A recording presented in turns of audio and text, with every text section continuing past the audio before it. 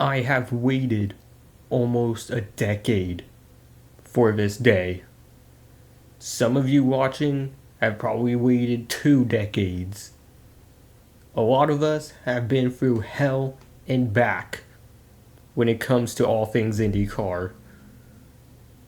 Well, I think a lot of that wait has finally came to an end. 2026 IndyCar is going to have a standalone video game.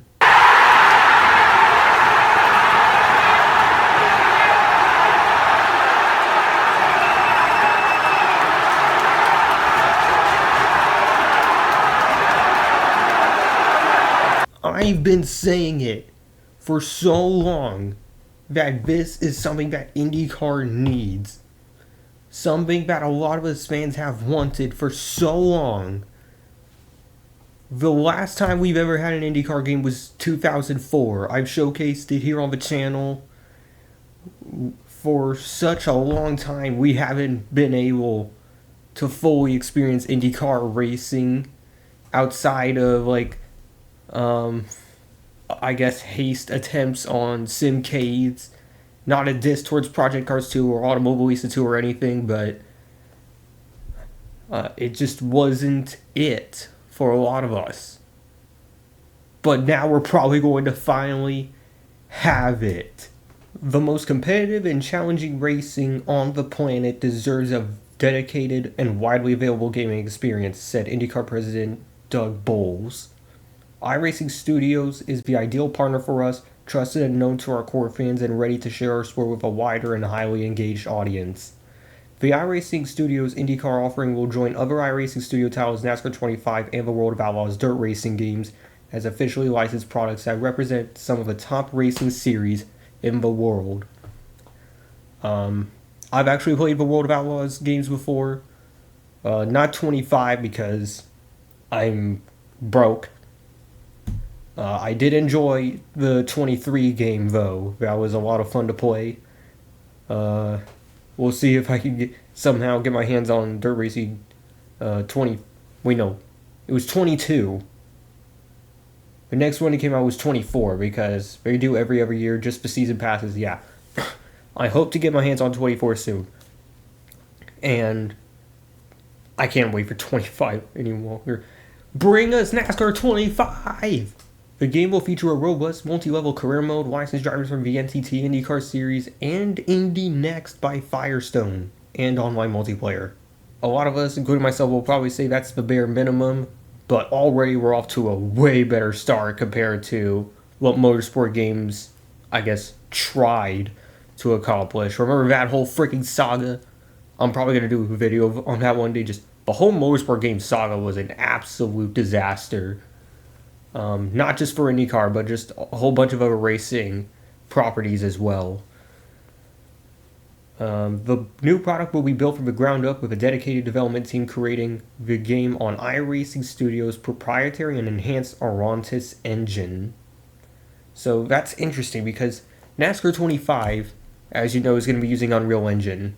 Why IndyCar is deciding to go with their own engine for this while they choose Unreal Engine for NASCAR, who knows? But it's honestly refreshing and just surprising how out of nowhere iRacing is finally going to give us an IndyCar game. I was glad IndyCar came back to iRacing in, I think it was the year 2024, after the motorsport game saga finally came to a close.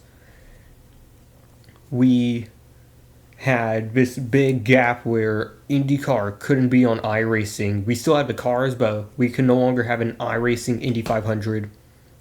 We couldn't even show the outside of the cars.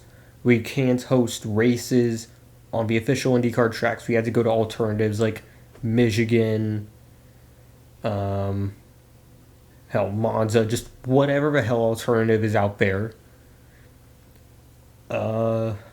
As for, I guess, a wish list, I'd say, for the IndyCar game, the multi-level career mode, I hope it has an option to where we can choose to be a driver or own our own team. Try to take the Ed Carpenter approach, if you will. I think that will be cool. Indy Next being in there is honestly cool. If being able to start your career in Indy Next, try and work your way up. I hope as well. It's probably not going to be in the launch immediately because I understand they have to get the base level working. But imagine if we could somehow get our hands on vintage cars. Just bring us like the 1985 or early 90s kart seasons. Hell, maybe even give us the DW12. Just something like that would be just awesome. Celebrating the history of the sport in the game will be a huge selling point for the game, and I think it will definitely work. But there's something else that hit me out of nowhere. And I was going to read an Indy Star article on this, but for some reason they're making me pay for articles, so just welcome to the stupid capitalist society we're in. But Phoenix is coming back to the IndyCar schedule in 2026 as well. So we're going to have a game, we're going to have a Phoenix race, and probably a bunch of other stuff. So Phoenix hasn't been on the schedule for 7 years. It's going to be 8 years before they return in 2026, but at least we're trying to get at least certain ovals on there. Like, I know we still don't have Michigan or Texas Motor Speedway. Like, when I say return to Texas, we did not mean another stupid straight race in Arlington. But anyways, Phoenix returning to the schedule, and at least according to all this down here,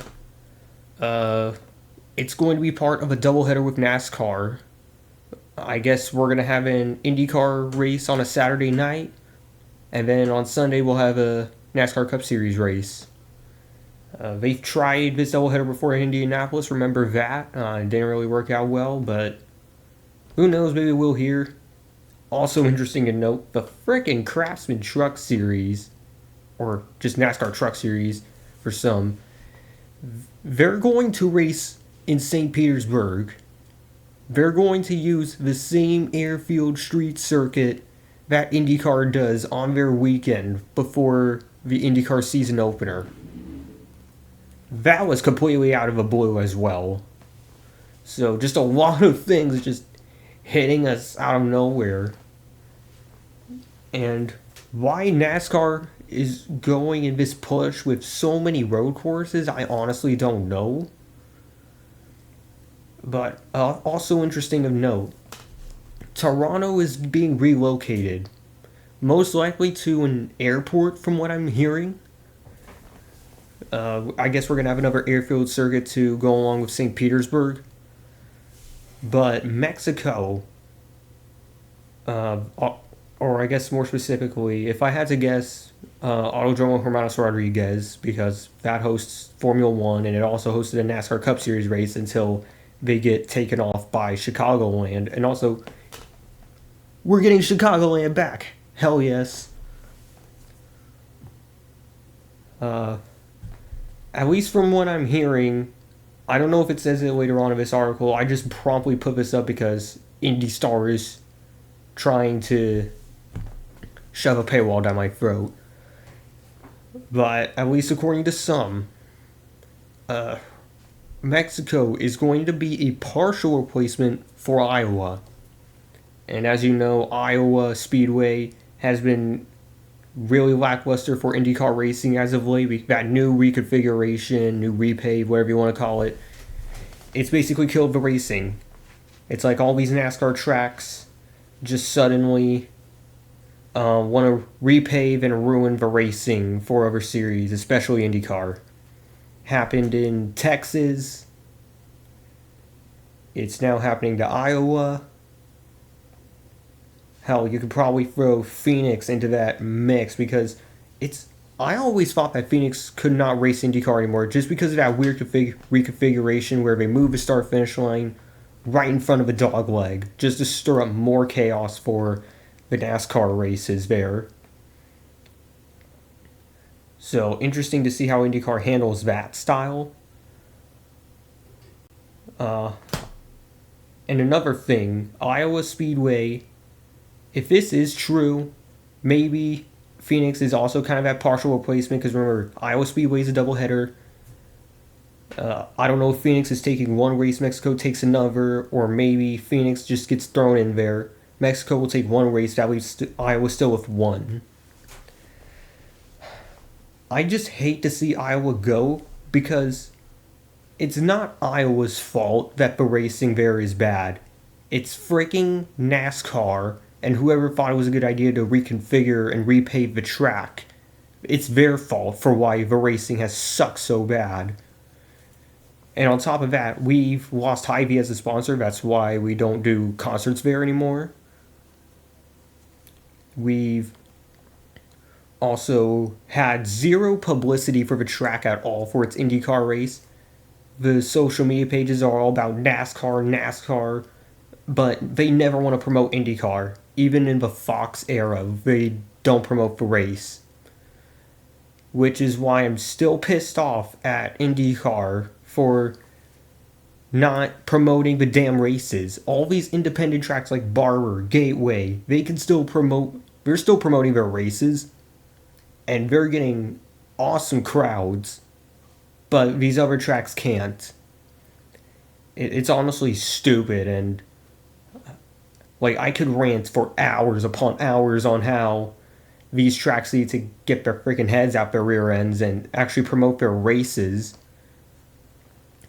But maybe if somehow Iowa Speedway drops down to one race, it'll make the seats more full now that they have to choose one race.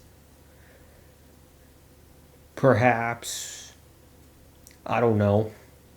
Maybe one day IndyCar will learn its lesson about random street races. Maybe Arlington will somehow fail. But then that means they somehow magically return to Texas Motor Speedway. Only one could dream. But at least here, we're getting updates in terms of the schedule. I don't know when the schedule comes out, at least according to a lot of people. It's going to be very soon, but how soon, I don't know. We have Phoenix confirmed. St. Petersburg is, of course, confirmed. A few other tracks are confirmed. Everything else, though, is still up in the air. But at least we're getting updates on, like, the Incheon F1 bid. I'm still looking into it. But for some reason, we still don't have any updates on it. All we've heard from was many, many months ago that Incheon was going to conduct a feasibility study. And at least in the timeline that they gave, it should very well be done by the end of September at the latest. I just wish there was more news out about that so that I have something to talk about and maybe some more optimism there. And I know a lot of people, once again, don't like the idea of an F1 race on the streets of Incheon, but I guarantee you that if F1 listened to us more and gave us our tracks back like Hockenheim, Sepang, Istanbul, then the fans would be a lot more receptive to some change. It's just that Formula One still just want to prioritize crappy oil money circuits and whatever the hell. Other than that, though, I just gotta wait for updates, I guess. We'll see if anything comes out of Incheon.